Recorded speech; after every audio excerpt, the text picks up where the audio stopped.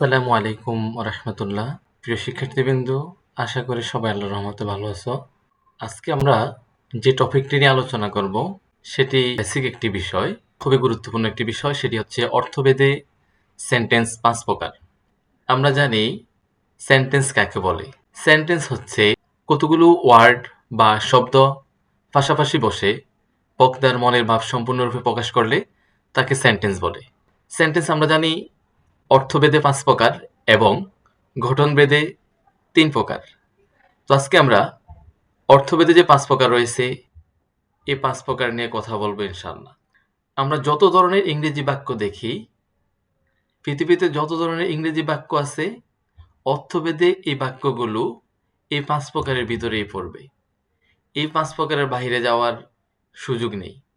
অর্থভেদে এই 5 প্রকারের ভিতরেই থাকবে সকল সেন্টেন্স বা বাক্যগুলো। অ্যাসার্টিভ সেন্টেন্স অর্থ হচ্ছে বর্ণনামূলক বা বিবৃতিমূলক বাক্য। অ্যাসার্টিভ সেন্টেন্স আমাদের বাক্য গঠনের যে স্ট্রাকচারটা, এটাই মূলত আমরা শুরুতেই শিখি। অ্যাসার্টিভ সেন্টেন্স শুরু হয় শুরুতে একটি সাবজেক্ট থাকবে, তারপর ভার্ব থাকবে, সর্বশেষ এক্সটেনশন থাকবে। এক্সটেনশন ছাড়াও কখনো কখনো একটি বাক্য বা সেন্টেন্স তার সম্পূর্ণ অর্থ প্রকাশ করতে পারে। তো আমরা স্ট্রাকচার অনুযায়ী দেখতেছি অ্যাসার্টিভ সেন্টেন্স শুরুতে সাবজেক্ট হিসেবে আমরা জানি সাধারণত নাউন বা প্রোনাউন বসবে। যেমন এখানে Karima, noun. Karima makes a cake in her house. তাহলে কারিমা হচ্ছে সাবজেক্ট, ভার্ব হচ্ছে মেক্স, তারপর এক্সটেনশন হচ্ছে a cake in her house. আমরা আরো কতগুলো এক্সাম্পল দেখব। আব্দুল্লাহ একটি নাউন, ইজ ভার্ব, তারপর এই স্ট্রেন হচ্ছে এক্সটেনশন। তাহলে আমরা অ্যাসারেটিভ আশা করি খুব সহজে নির্ণয় করতে পারবো যে শুরুতে সাবজেক্ট থাকবে, তারপর ভার্ব থাকবে, সর্বশেষ এক্সটেনশন থাকবে এবং শেষে আমাদেরকে দিতে হবে ফুল স্টপ। আমরা আরো কতগুলো এক্সাম্পল দেখতেছি। যেমন এখানে আছে শি সিংস বিউটিফুললি। তাহলে শি একটি সাবজেক্ট, সিংস ভার্ব, বিউটিফুললি হচ্ছে এক্সটেনশন। তাহলে সাবজেক্ট হিসেবে আমরা জানি যে কি কি বসবে, নাউন এবং প্রোনাউন, তারপর ভার্ব থাকবে। তাহলে এটি আমরা অটোমেটিক বুঝবো যে এটি একটি অ্যাসারেটিভ বাক্য। আমরা যদি অ্যাসারেটিভ বাক্য ইন্টারগেটিভ, ইম্পারেটিভ, অবজেক্টিভ, এক্সক্লেমেটরি কোনটি কোন বাক্য অথবা বাক্য গঠন না জানি, তাহলে ইংরেজি গ্রামারের বেসিক বিষয়গুলো আমরা বুঝবো না। 3 নম্বর যে example, the sun rises in the east. তাহলে দ্য সান হচ্ছে সাবজেক্ট, একটি নাউন, রাইজেস একটি ভার্ব, সর্বশেষ এক্সটেনশন। যেহেতু আমরা পাইছি শুরুতে সাবজেক্ট, নাউন এবং মাঝে পাইছি ভার্ব, তাহলে এটিও অ্যাসারেটিভ বাক্য। পরবর্তী 4 number example, they play cricket every afternoon. তাহলে দে হচ্ছে সাবজেক্ট, এটি প্রোনাউন, প্লে ভার্ব, শেষে এক্সটেনশন, এটিও assertive. 5 number example, we love our country. We হচ্ছে প্রোনাউন, সাবজেক্ট, লাভ হচ্ছে ভার্ব। তাহলে শুরুতে সাবজেক্ট এবং ভার্ব থাকলে আমরা বলেছিলাম এটি একটি অ্যাসারেটিভ বাক্য। যে বাক্যগুলো দেখতেছো, যদি কোনো বাক্য না বুঝো আমাদেরকে অবশ্যই কমেন্ট করবা। ইন্টারোগেটিভ বাক্যের মাধ্যমে সাধারণত আমরা প্রশ্ন করি, কোনো কিছু জানতে চাই কারো কাছ থেকে। এই ইন্টারোগেটিভ বাক্য সাধারণত দুইভাবে গঠিত হয়। শুরুতে স্ট্রাকচার, এতে আমরা দেখতে পাচ্ছি শুরুতে থাকবে অক্সিলারি ভার্ব এবং মডাল অক্সিলারি ভার্ব। হয় অক্সিলারি ভার্ব থাকবে, অন্যথায় মডাল অক্সিলারি ভার্ব থাকবে। তারপর একটি সাবজেক্ট থাকবে, মেইন ভার্ব থাকবে, এক্সটেনশন থাকতেও পারে আবার নাও থাকতে পারে। শেষে অবশ্যই আমাদেরকে কোশ্চেন মার্ক বসাতে হবে। যেমন একটি এক্সাম্পল দিয়েছি এখানে, do you know about the brilliant student. তুমি কি ব্রিলিয়ান্ট মেধাবী ছাত্রছাত্রীদের সম্পর্কে জানো? তাহলে ডু হচ্ছে একটি অক্সিলারি ভার্ব, তারপর ইউ হচ্ছে subject, main verb know, extension বাকি যা আছে সবই এক্সটেনশন। পরবর্তী আরেকটি এক্সাম্পল, উইল, যেটি হচ্ছে মডাল অক্সিলারি ভার্ব, তারপর হচ্ছে সাবজেক্ট, তারপর হচ্ছে মেইন ভার্ব, শেষে এক্সটেনশন। অক্সিলারি ভার্ব এবং মডাল অক্সিলারি ভার্ব দ্বারা যে প্রশ্নগুলো করা হয় সেগুলোর উত্তর আমরা ইয়েস অথবা নোর মাধ্যমেও দিতে পারি। তাহলে ইন্টারগেটিভ বাক্য কিভাবে গঠিত আমরা দেখতে পেলাম স্ট্রাকচার 1-এ। এতে অক্সিলারি ভার্ব অথবা মডাল অক্সিলারি ভার্ব শুরুতে থাকবে, তারপর কি থাকবে, একটি সাবজেক্ট থাকবে, তারপর মেইন ভার্ব থাকবে, শেষে এক্সটেনশন থাকবে। Can you drive a car, can হচ্ছে মডাল অক্সিলারি ভার্ব, ইউ হচ্ছে সাবজেক্ট, ড্রাইভ হচ্ছে ভার্ব, এ কার এক্সটেনশন। তাহলে শুরুতে modal auxiliary verb, subject, main verb থাকলে আমরা বলতে পারি এটি একটি ইন্টারগেটিভ বাক্য। আরো অনেক এক্সাম্পল আমি দিয়ে রেখেছি, তোমরা দেখতে পারবা। কোনো সমস্যা থাকলে অবশ্যই আমাদেরকে কমেন্ট করে জানাবা। ইন্টারগেটিভ আমরা শুরুতে দেখছি যে লেখা আছে ইন্টারগেটিভ বাক্য দুইভাবে গঠিত হয়, অক্সিলারি, মডাল অক্সিলারি এবং ডব্লিউএস ওয়ার্ড দ্বারা। কিভাবে ইন্টারগেটিভ বাক্য শুরু হয়, শুরুতে ডব্লিউএস ওয়ার্ড থাকবে, তারপর অক্সিলারি অথবা মডাল অক্সিলারি ভার্ব থাকবে এবং সাবজেক্ট থাকবে, শেষে মেইন ভার্ব থাকবে, তারপর এক্সটেনশনের পর অবশ্যই আমাদের কোশ্চেন মার্ক বসাতে হবে। অথবা ডব্লিউএস ওয়ার্ড থাকবে, মেইন ভার্ব থাকবে, এক্সটেনশন থাকবে, শেষে কোশ্চেন মার্ক থাকবে। তো আমি এখানে ডব্লিউএস ওয়ার্ডের একটা লিস্ট দিয়ে রেখেছি। হোয়াট কি, হু কে, হোম কাকে, হুজ কার, হুইজ কোনটি, হোয়েন কখন, হোয়ার কোথায়, হোয়াই কেন, হাউ কিভাবে কেমন। আমরা এবার এক্সাম্পলে যাচ্ছি। What do you make in this place.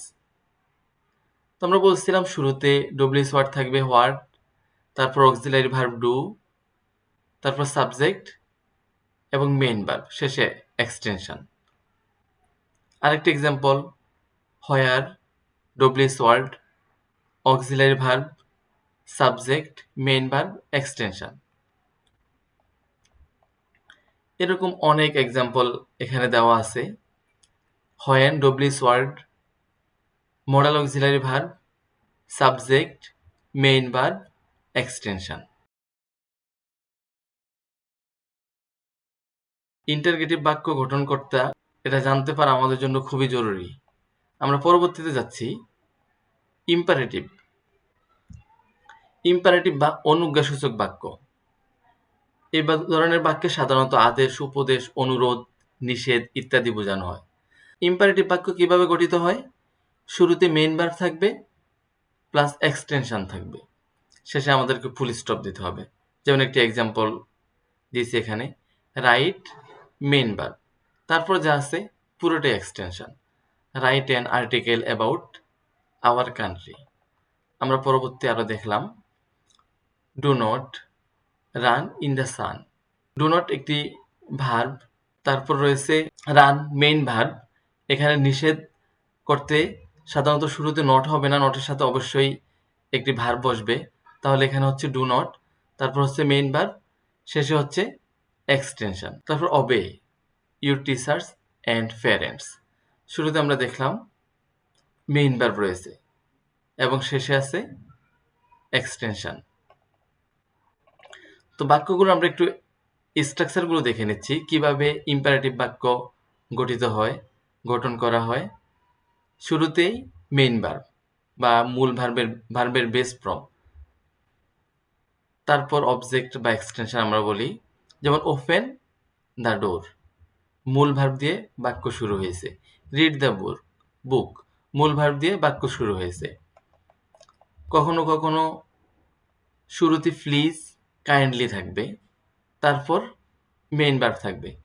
Please help me, kindly sit down. এগুলো হচ্ছে ইম্পারেটিভ সেন্টেন্স। আরো কিভাবে শুরু হবে, ডু নট, অলওয়েজ, নেভার ইত্যাদি দ্বারাও ইম্পারেটিভ সেন্টেন্স শুরু হতে পারে। যেমন don't smoke, don't waste your time, always speak the truth, never tell a lie. তাহলে আমাদের স্ট্রাকচার অনুযায়ী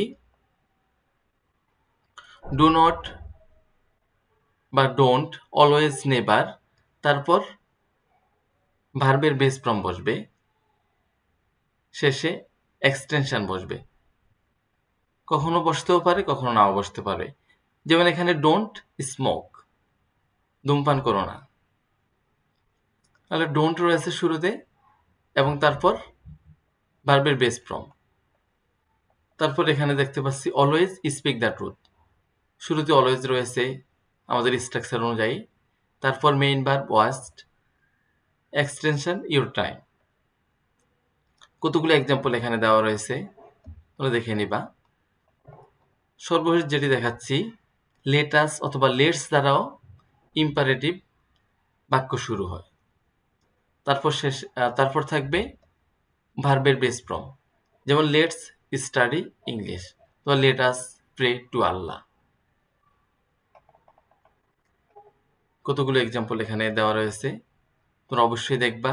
কোনো এক্সাম্পল বুঝতে সমস্যা হলে আমাদেরকে অবশ্যই কমেন্ট করে জানাবা। আমরা এখন যাব অপারেটিভ বা প্রার্থনামূলক ইচ্ছামূলক বাক্য। এই ধরনের বাক্যে ইচ্ছা বা প্রার্থনা প্রকাশ করা হয়। এ বাক্য দুইভাবে গঠিত হয়। শুরুতে সাধারণত মে থাকে, সাবজেক্ট, মেইন ভার্ব, এক্সটেনশন। তো আমরা স্ট্রাকচারগুলো দেখতেছি।